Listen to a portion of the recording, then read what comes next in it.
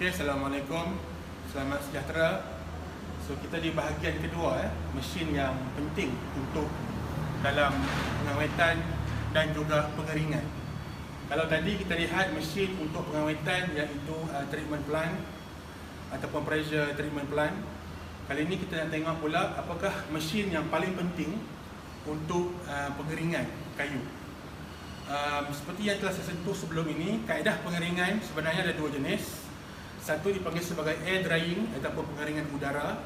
Yang kedua ialah dipanggil sebagai kiln dry, pengeringan kiln ataupun dalam bahasa Melayu dia pengeringan tanur. Ya. Pengeringan udara ialah pengeringan yang simple, kita cuma perlu letakkan di kawasan luar saja kayu dan biarkan ianya kering. Dan biasanya pengeringan udara dia ambil masa yang agak lama, antara 4 minggu, mungkin 2 minggu, 4 minggu, mungkin juga memakan masa berbulan-bulan. Tetapi untuk company ataupun organisasi yang berkemampuan, mereka boleh cuba untuk memiliki seperti mana yang anda lihat mesin di sebelah ataupun di belakang saya ini, iaitu mesin pengering tanur, ataupun dipanggil tanur ataupun dipanggil sebagai kiln dry oven.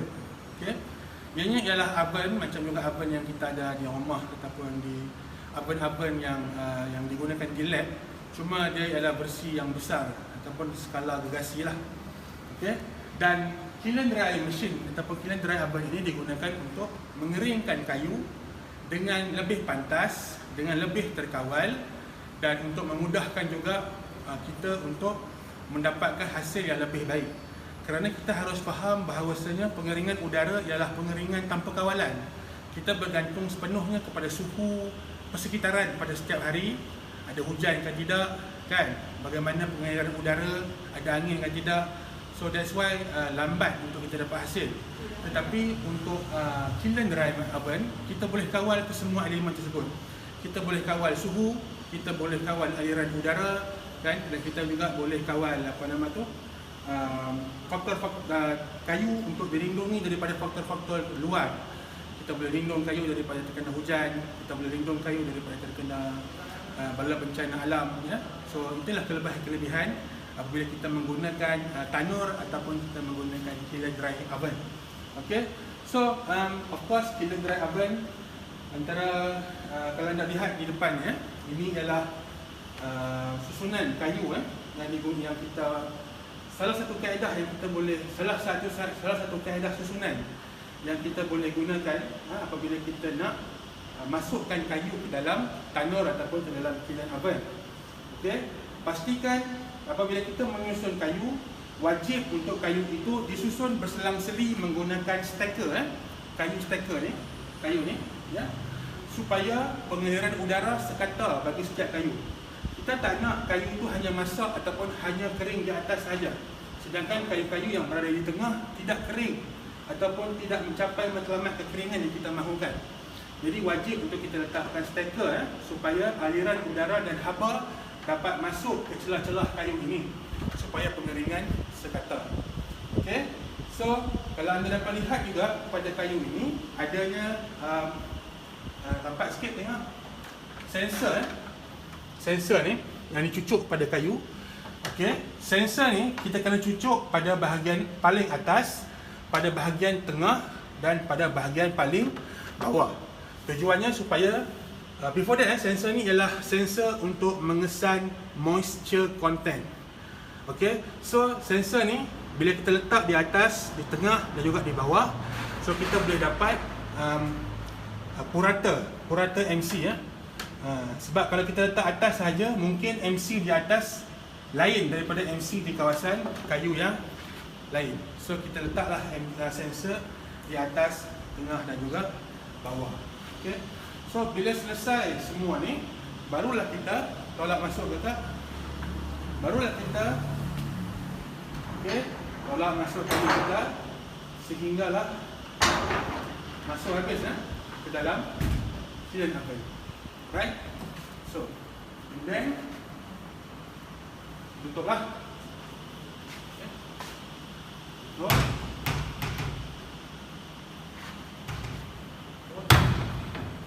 Lock dia. So selesai satu part. Okay. So part kedua ialah Setelah kita masukkan kayu ke dalam kiln dry, kita dah susun dengan elok, dengan bagus, barulah kita akan mulakan part kedua, iaitu memulakan proses untuk menyalurkan haba ke dalam oven. Untuk kiln dry, biasanya ada dua jenis kiln dry oven. Satu ialah kiln dry oven yang mendapatkan haba dengan menggunakan kuasa wap. Okey, wap. Yang kedua ialah kiln dry yang bergantung kepada pemanasan daripada kuasa elektrik secara terus.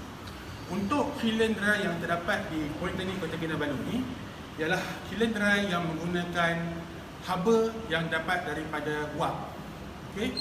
Jadi bagi tujuan itu, terdapat satu mesin khas yang telah kita aplikasikan bersama-sama dengan oven, iaitu mesin yang dipanggil sebagai boiler yang berwarna biru ni ya. Yang warna biru dan ada serombong begini ni, okey. Yang dinamakan sebagai boiler. So boiler ni konsep dia seperti mana konsep kalau di rumah kita ada periuk periuk pressure cooker ataupun periuk tekanan yang biasa kalau mak-mak kita nak masak daging nak bagi cepat, kita guna periuk tu lah kan, sebab kita perangkap wap tu supaya daging cepat masak kan. So bayangkan mesin ini, dia konsep dia seperti periuk tersebut tetapi tidak menggunakan haba. Okey. Bukan tidak menggunakan haba lah, nak bagi panas kan, sebab kita nak menghasilkan wap. Okey. So komponen-komponen untuk boiler, yang pertama sekali kita perlu ada tank lah, water tank. Okey. Water tank yang saiz beginilah ya, sebab kita kena faham kita nak menghasilkan wap yang berterusan. So kita perlukan jumlah air yang agak banyak untuk menghasilkan wap. So sekurang-kurangnya kita perlu ada tank yang bersaiz beginilah. Okay. So air daripada tank ini akan mengalir melalui saluran ni, ya, akan mengalir melalui saluran ini dan masuk ke dalam boiler. Okey. Apabila air masuk ke dalam boiler, okey, so boiler akan panaskan air tersebut sehinggalah air itu bertukar menjadi wap. Alright. Apabila wap telah terkumpul dengan banyak, barulah kita buka, okey, injap ni, okey, untuk membenarkan wap untuk masuk melalui saluran. Okey. Inilah saluran wap . Kalau di bengkel jangan pegang ni, ini panas. So wap akan masuk melalui saluran ni, okey, dan akhirnya wap akan masuk ke dalam oven ataupun ke dalam kiln.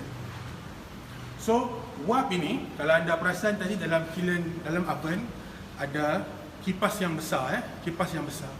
Kipas itu akan berputar dan bertanggungjawab untuk mengalirkan wap itu supaya dia tak terperangkap dalam oven. So wap sentiasa akan masuk dan keluar, dan yang tinggal hanyalah haba yang dikeluarkan oleh wap tersebut. Alright.